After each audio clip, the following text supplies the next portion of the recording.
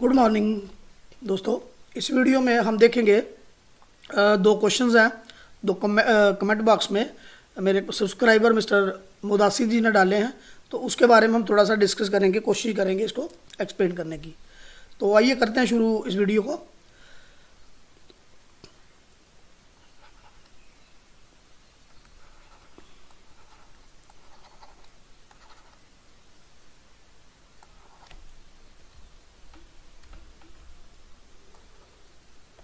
तो पहला जो उनका पॉइंट है वो कहते हैं कि एक पर्सन जो है, एक आदमी, उसने एक नाल 17 मरले ज़मीन जो है वो खरीदी, और ये ज़मीन जो थी ये दफ़ा 4/12 की थी, जो मैं सही समझ पा रहा हूँ। थ्रू दफ़ा 12/4 लिखा हुआ है, लेकिन थ्रू नहीं होगा, ये दफ़ा 4 और 12 की जो ज़मीन होगी उसको ख़रीदा होगा एक पर्सन ने। उसने ख़रीदा उसको 90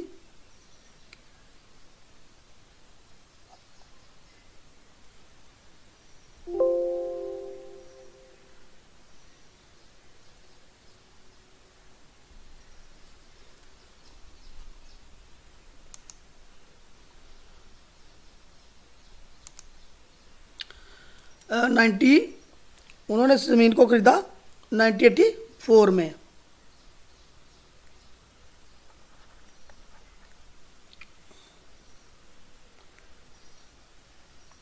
(1984) में उस आदमी ने ज़मीन को ख़रीदा, लेकिन जब उसने ये ज़मीन खरीदी तब उसने मेजर नहीं की होगी, जहाँ उसको पता नहीं होगा।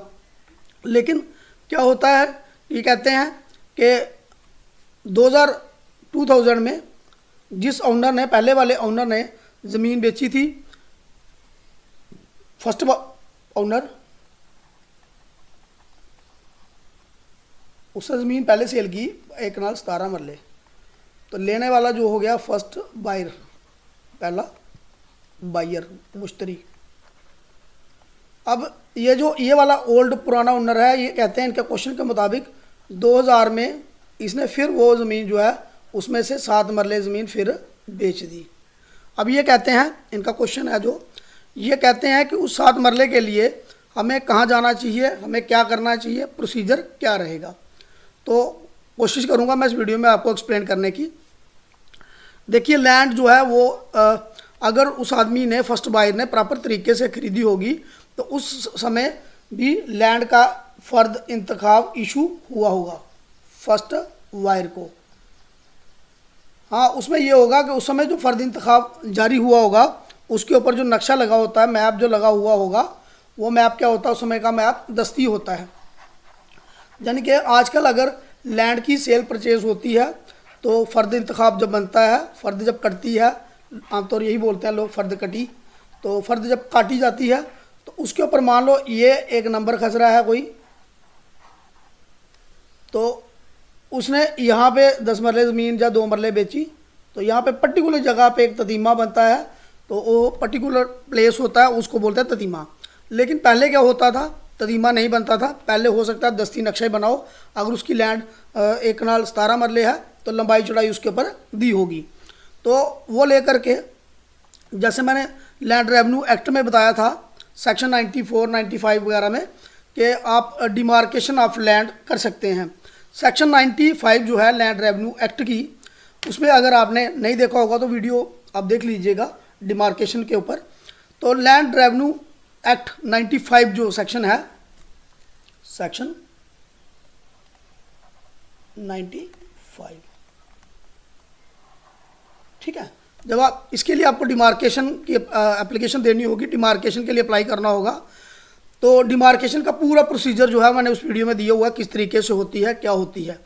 अब सेक्शन 95 जो है, इसके तहत क्या होगा, जो तहसीलदार कंसर्न्ड होंगे वो क्या करेंगे, जब उनको डिमार्केशन की रिपोर्ट आएगी, ऑटोमेटिकली नायब तहसीलदार के पास जाएगी पहले डिमार्केशन के लिए एप्लीकेशन, फिर पटवारी और गिरदावर वगैरह, जहाँ इन द सुपरविजन ऑफ नायब तहसीलदार वो डिमार्केशन होती है।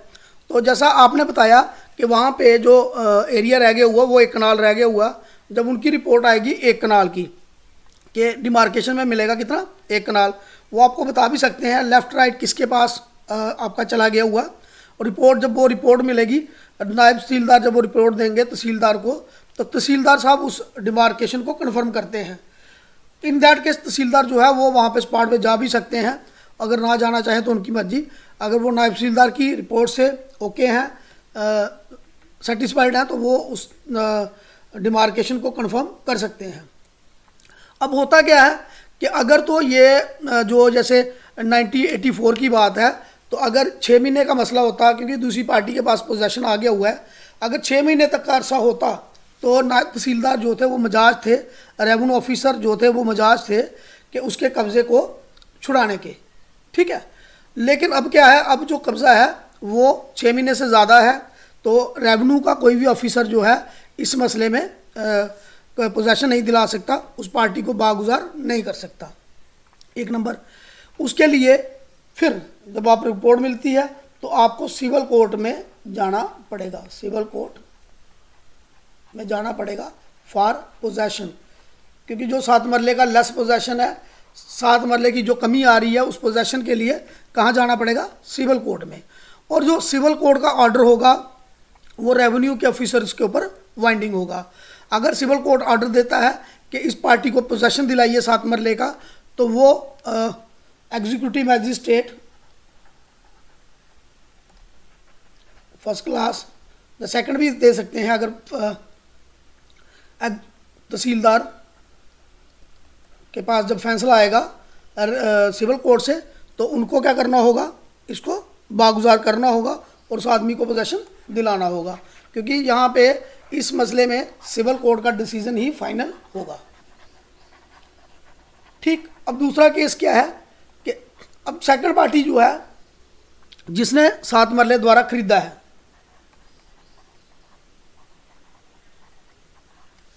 यानी कि इसमें अब इसने किस तरीके से खरीदा है,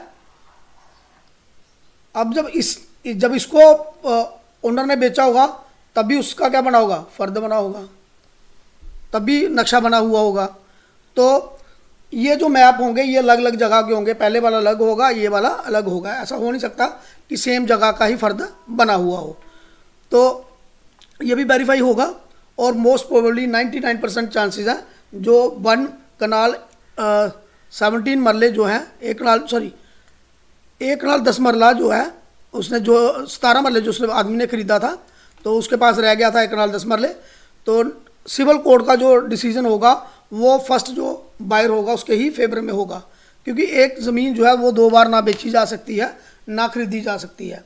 मतलब खरीदी एक पर्सन दूसरे को दोबारा बेच सकता है, फिर अगला दोबारा बेच सकता है, but same piece of land जो है वो दोबारा से नहीं बेचा जा सकता है। इसमें जो है सीधा सीधा जो सेलर है वो क्या कर रहा है, फ्रॉड कर रहा है।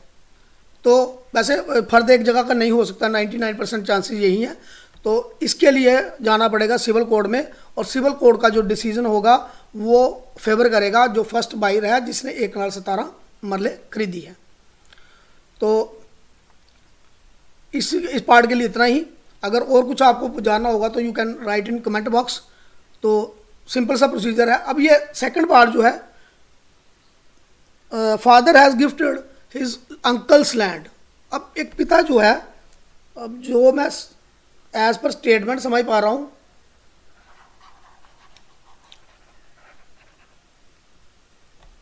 फादर और उसके अंकल, मतलब उसके चाचा ताया भी हो सकते हैं। अंकल जो है, एक फादर जो है वो अपने अंकल की ज़मीन जो है वो गिफ्ट कर देते हैं अपने बेटे को, यानी कि अपने सन को, ठीक। इसके लिए पहले फादर, यानी कि मान लो ये फादर जो है रमेश है, इसके अंकल हैं कोई, तो उनकी ज़मीन है, ठीक। और ये गिफ्ट किया इन्होंने किसको, अपने बेटे को, सन को, ठीक। अब जो अंकल की ज़मीन है, अब डिपेंड करता है कि अंकल की ज़मीन इस रमेश के पास, जहाँ जो बंदा गिफ्ट कर रहा है उसके पास आई कैसे। हो सकता है अंकल ने वसीयत दी हो, जहाँ अंकल ने पहले इसको लिख के दी हो, ठीक है।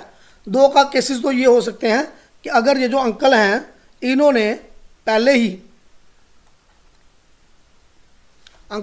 ही इनको लिख के दी हो, रमेश को गिफ्ट कर दी हो, जहाँ वसीयत कर दी हो, फिर वो ज़मीन जो है किनके नाम पे हो, रमेश के नाम के ऊपर हो, रमेश के रिकॉर्ड में हो। जो लैंड है वो रमेश के नाम के ऊपर हो, मतलब उनके नाम पे हो, राइट उनके पास हो, तभी तो वो गिफ्ट कर सकते हैं, अदरवाइज गिफ्ट नहीं कर सकते हैं।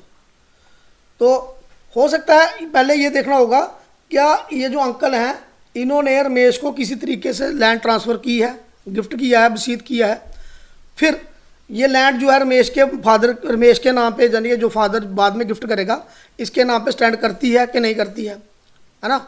अगर उन्होंने उसके अंकल ने उसको दी है किसी तरीके से तो वे ये आगे अपने सन को गिफ्ट कर सकते हैं। ठीक है, अगर ये अंकल ने इनको ज़मीन दी ही नहीं तो इस अंकल की ज़मीन इस भतीजे को कैसे जाएगी? उसका एक कारण हो सकता था कि अगर वो अंकल जो है वो इशूलेस हो, अनमैरिड डेथ हो गई या उसका बच्चा कोई नहीं होगा, इन दैट केस उसकी जो दोबारा से इनहेरिटेंस म्यूटेशन में ये भतीजा आया हो, उसमें भी भतीजा अगर अकेला भतीजा हो तो वो अंकल को जा सकती है। कहने का मतलब ध्यान से समझिएगा। पहली बात, अगर अंकल ने अपने जीते जी भतीजे को दे दी, रमेश को दे दी बाई गिफ्ट, जहाँ गिफ्ट डीड करके जहाँ करके वसीयत दे दी, तो वसीयत मरने के बाद एक्टिवेट होगी, तब भी वो ज़मीन रमेश के नाम हो जाएगी। गिफ्ट दे दी तब भी हो सकती है, जहाँ सेल डीड करके दी होगी तब भी हो सकती है। अगर उन्होंने नहीं दी है, अंकल ने नहीं दी है और अंकल की डेथ हो जाती है इशूलेस, उनका कोई बच्चा नहीं है, लावल द लाजन उनकी डेथ हो जाती है, ठीक है, तो फिर अंकल की ज़मीन जो है हो सकता है रमेश के फादर को जाए।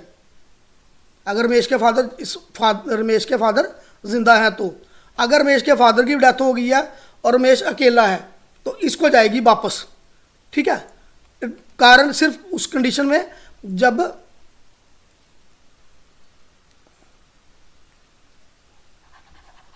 दोबारा से कोशिश करता हूँ आपको समझाने की।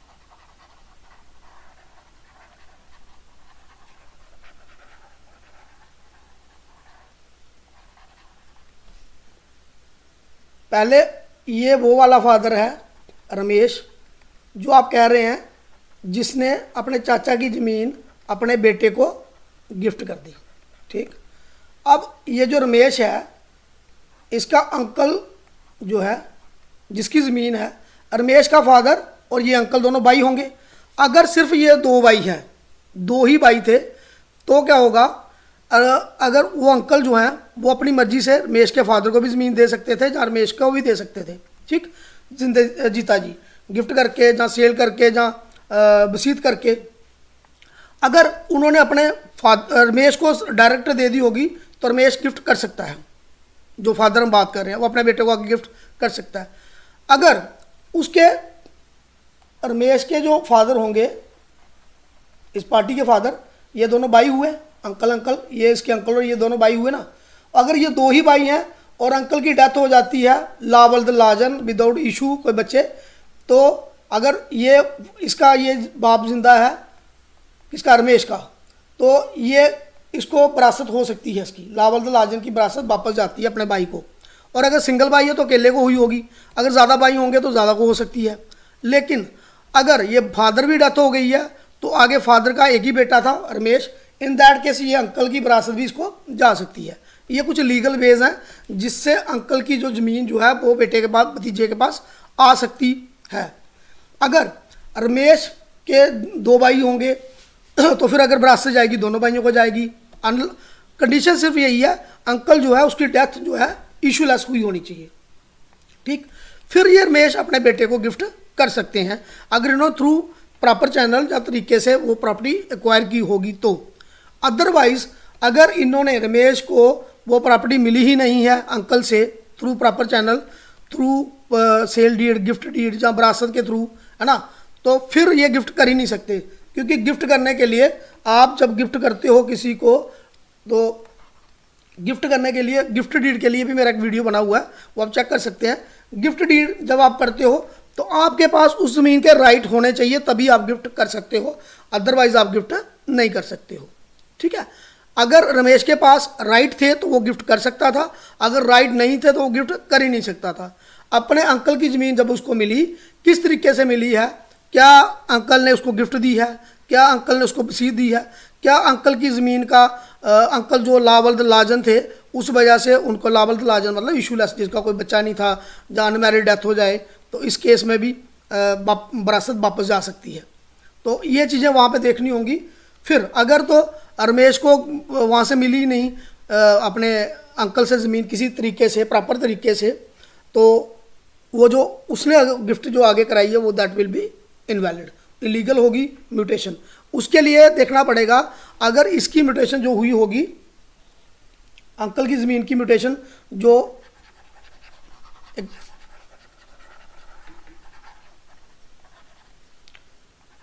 जो गिफ्ट डीड की म्यूटेशन है, जब वो आप म्यूटेशन की कॉपी लेंगे तो उसके ऊपर भी लिखा होगा वाह वाला इंतकाल इतना इतना इतना, है ना। अगर उसके ऊपर लिखा होगा वाह वाला इंतकाल इतना, उन इंतकालों से पता चल जाएगा कि क्या इस अंकल की ज़मीन इसके पास किस तरीके से आई है। तो अगर वो लीगल मैं कह रहा हूँ, अगर जेन्युइन तरीके से ट्रांसफ़र होगी तो ये जो गिफ्ट का म्यूटेशन है ये वैलिड माना जाएगा। अगर वो इलीगल तरीके से हुई होगी तो वो क्या माना जाएगा, इलीगल माना जाएगा, म्यूटेशन खारिज होगी। अब वो अगर म्यूटेशन इलीगल है तो उसको आप जानना चाहते हो कि उसको प्रोसीजर क्या है कैंसिल करने का। सिंपल सी बात है, इसके लिए आपको क्या करना पड़ेगा, एक एप्लीकेशन फाइल करनी पड़ेगी म्यूटेशन रिमांड करने की, म्यूटेशन को खारिज करने की। वो एडिशनल डिप्टी कमिश्नर के पास हो जाएगी। उसके लिए आपको थ्रू काउंसिल जहाँ डायरेक्ट भी जा सकते हैं, थ्रू काउंसिल अप्लाई करना पड़ेगा। और वहाँ पे जब एडिशनल डिप्टी कमिश्नर के पास आप अप्लाई करते हैं तो वहाँ पे जा करके उस म्यूटेशन की फाइंडिंग्स होंगी, वेरीफाई होगा क्या वो म्यूटेशन गलत था, क्या वो म्यूटेशन सही है। अगर वो म्यूटेशन गलत पाया जाता है तो वो म्यूटेशन जो है वो खारिज हो जाएगा। फिर नया म्यूटेशन अकॉर्डिंगली जो भी होगा, वो वाला म्यूटेशन खारिज होगा, वहाँ से ऑर्डर पास ऑन होगा तहसीलदार को, वो रिमांड करेंगे और वो वाला म्यूटेशन खारिज कर देंगे। और अकॉर्डिंगली जैसा भी फ्यूचर में उसका म्यूटेशन होना है वो किया जाएगा। तो जितना मुझे आपके क्वेश्चन से लगा तो I tried my best to explain. फिर भी अगर आपको कुछ और चीज़ जाननी होगी तो आप मुझे कमेंट कर सकते हैं। तो I will try my best to explain once again. Thank you so much for watching this video. I hope you will like this video. अगर अच्छा लगा होगा तो kindly share subscribe my channel. Thank you so much for watching this.